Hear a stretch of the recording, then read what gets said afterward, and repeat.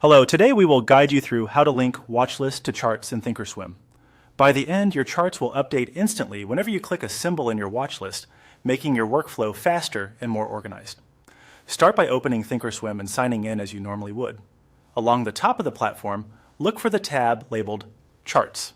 It sits alongside other main tabs like Monitor and Trade. Click Charts to bring up the main charting workspace. Give the platform a moment to load your default chart layout. You should see a price chart in the center with tools and settings around it.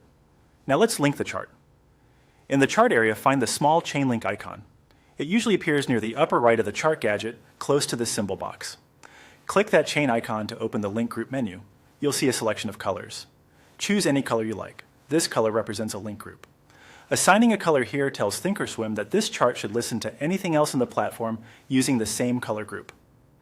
Next, move to the left side of the platform where the Gadgets panel lives. Look for the Watchlist gadget. If the left panel is minimized, click the small arrow along the edge to expand it. If your Watchlist gadget is scrolled out of view, scroll within the left panel until you see it. You'll recognize it by the list of ticker symbols and a header bar at the top. On the Watchlist header bar, find the same chain link icon you saw on the chart. Click it to open the color options. Select the exact same color you chose for the chart. Matching colors means the watchlist and chart are now part of the same link group. To confirm it's working, click any symbol in the watchlist. The chart should immediately switch to that symbol.